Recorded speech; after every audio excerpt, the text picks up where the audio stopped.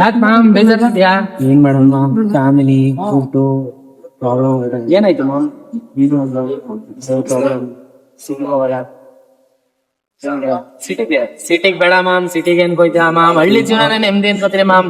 ಓ city ನಮಸ್ತೆ madam. ಏನಿಲ್ಲ madam, ಸಿಟಿಗ್ ಬರ್ತೀನಿ ಅಂತ ಅಣ್ಣ ಅಂತಿದ, ಅದ್ರ ಬಗ್ಗೆನೆ ಮಾತಾಡ್ತಾ ಇರೋ.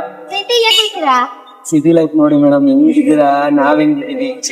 ಚಿನ್ನ ಸರ ಎಲ್ಲ ಹಾಕೊಂಡಿರಲ್ಲ ನಾವು, ಅದಕ್ಕೋಸ್ಕರ ಅಣ್ಣನಲ್ಲಿ ಸಂಪಾದನೆ ಇಲ್ಲ ಅಂತ ಅಂದ್ಬಿಟ್ಟು ಸಿಟಿಗೆ ಮಾಡ್ತಾ ಇದ್ದಾರೆ.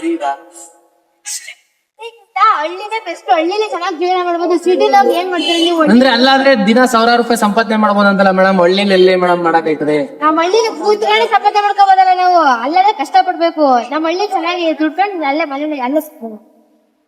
ಸರಿ, ಏನ್ರಪ್ಪ ಇಬ್ರು ಮಾತಾಡ್ತಾ ಇದ್ದೀರ? ಏನಿಲ್ಲ ಕಣಮ್ಮ, ಅಣ್ಣ ಸಿಟಿಗೆ ಹೋಯ್ತೀನಿ, ಹಳ್ಳಿ ಜೀವನ ಸಾಕಾಯ್ತು ಅಂತಂದ, ಅದಕ್ಕೆ ಮಾತಾಡ್ತಾ ಇದ್ದ. ಸಿಟಿಗೆ ಹೋಗಿ ಏನಪ್ಪ ಮಾಡ್ತೀರಾ ನೀವು? ಅಲ್ಲೋದ್ರೆ ಕೂಲಿ ಮಾಡ್ಬೇಕು.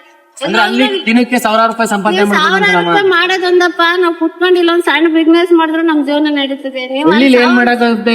ಹೊಟ್ಟೆ ಕಿಚ್ಚಲ್ಲ, ಸಂಬಂಧಿಕರೇ ಹೊಟ್ಟೆ ಕಿಚ್ಚ ಪಡ್ತಾರೆ. ಏನ್ ಮಾಡ್ತೀರಾ? ನೀವು ಹಳ್ಳಿಲಿ ಇದ್ಕೊಂಡು ಸಿಟಿಲಿ 1000 ರೂಪಾಯಿ ಸಂಪಾದನೆ ಮಾಡೋದ, ನಮ್ಮೂರಾಗ 500 ರೂಪಾಯಿ ಸಂಪಾದನೆ ಮಾಡ್ತಾರೆ. ನಮ್ ಜೀವನ ನಡೀತದೆ ಕೊಂಡ್ರು. ಸಿಟಿಗೆ ಹೋಗ್ಬಿಡ್ರಿ, ಹಳ್ಳಿಲಿ ಇರೋ